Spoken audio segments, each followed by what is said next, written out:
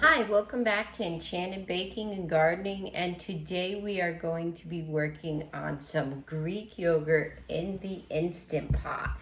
And all you need is some grass-fed organic milk, or just organic, whatever you can get, and some yogurt starter, which is live cultures. So to prep for making our yogurt in the Instant Pot, you want to put in 3 cups of cold water. Close your lid, seal it, hit pressure cook, and you want to put it on custom. You're going to do the high setting, and you want to switch the time down to 3 minutes. And then you're going to do a natural release and hit start. And that's going to sterilize your pot, and you'll be ready to make yogurt. Now, while that is going, our yogurt pot is sterilizing, our Instant Pot. We're going to make some butterfly pea tea, which has some super benefits for your body. And this one I dried myself, and it's pretty magical to make. I'll show you. It's pretty cool. And this is what the butterfly pea flour looks like dried. I did these in the dehydrator.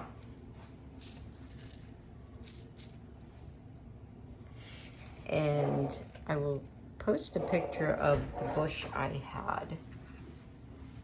So I'm just going to add a handful of dried flowers in there.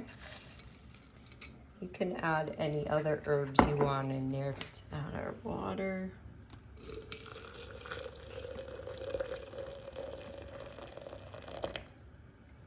I think I'm going to add a little bit more. That's our Instant Pot coming up to temp. And you're going to let this steep for about 5 to 8 minutes.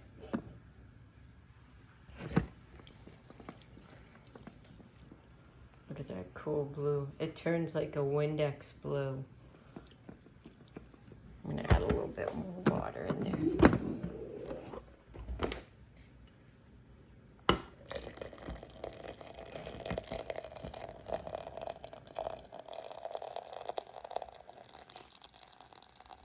This is super good iced. Isn't that pretty? We'll give it a minute and I'll show you some magic.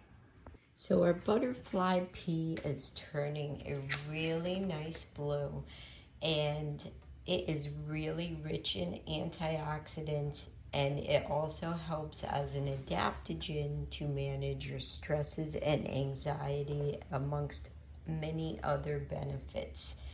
And it's caffeine free if you're looking to not drink caffeinated teas. And a lot of people use it as a natural colorant for drinks and foods. Some people use it in their rices to make blue rice.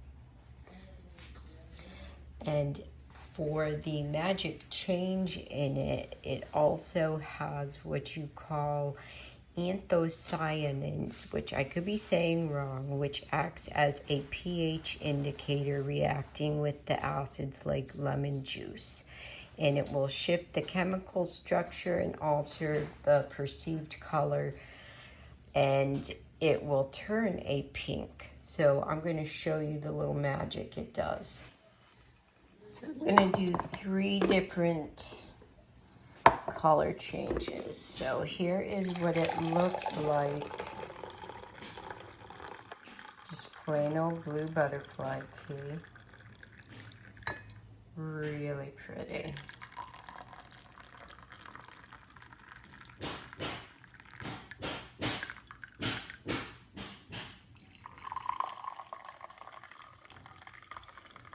You get a good night's sleep with this, or just relax easy. It's so nice, and it's got a nice flavor. We're going to do one with some lemon.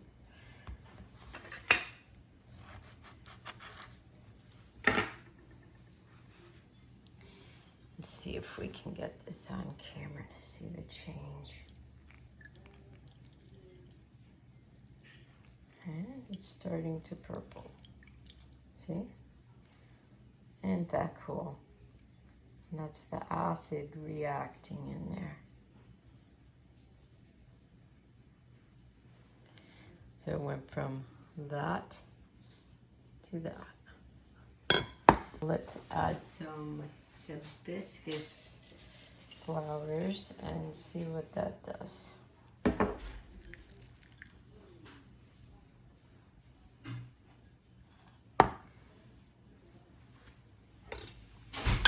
That's going to add a little bit of red.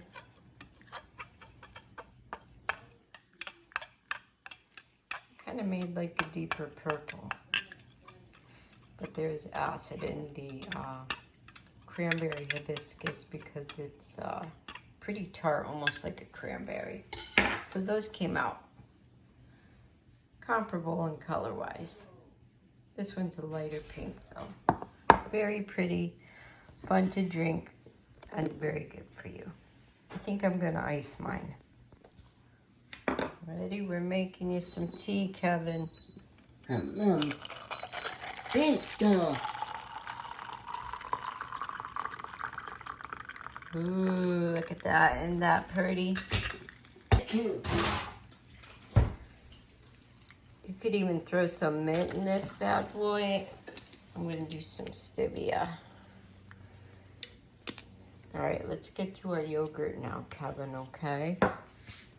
All right, so our pot's done sterilizing. We're gonna go dump the water out and dry it out. Add your ½ gallon milk to your Instant Pot. So now you have your milk in the pot and you're gonna want this to come to 180 to 200 degrees. So put it on the saute mode on like a medium heat and it'll warm up to that temp. Our target temp is almost there. We're up to 150 degrees. I'm gonna get it to a little over 180. They say between 180 and 200. Make sure you stir your milk too because you don't want it to burn on the bottom. So now our temperature has come up to 180 degrees and you can set it in a ice bath to cool it down quicker, or just set it aside and it's got to cool down until it is, you want it to reach 110 to 115 degrees, and then we can add our starter and we can cook our yogurt. Okay, so our milk has cooled down to 110 degrees and I'm going to throw some in separate bowl with a ladle. And we're going to mix our 2 starters in here.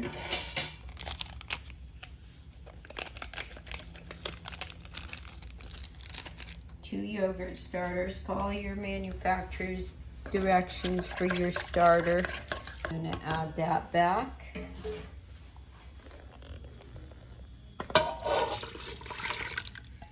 Into there. We'll stir that up.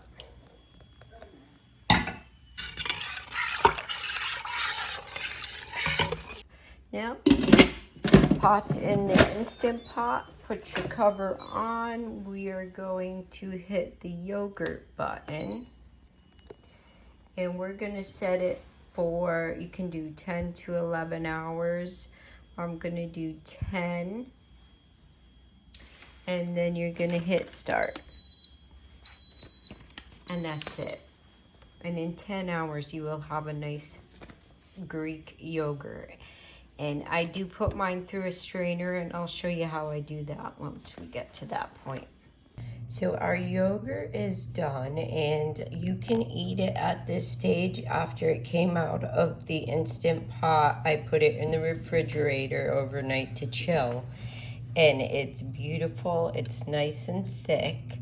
It's more like a regular style yogurt. So what I like to do is strain it to make it more like a thick Greek yogurt, very thick. So I put it into my yogurt strainer. This one I got online. It's the Euro Cuisine. And you can even use cheesecloth if you want, but this method is very clean and easy. You place the yogurt in the basket and it's a fine mesh, and all the way goes into the container below. So let's do that. And we're gonna let it strain for about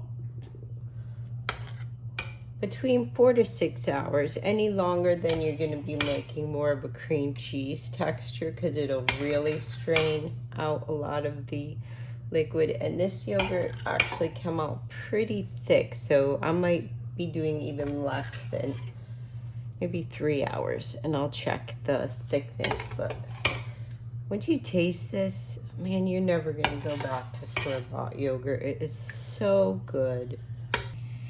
And as you can see, the yogurt strainer is already starting to work, and the whey is falling through to the bottom of the bowl. So we're gonna put the cover on and put it in the fridge.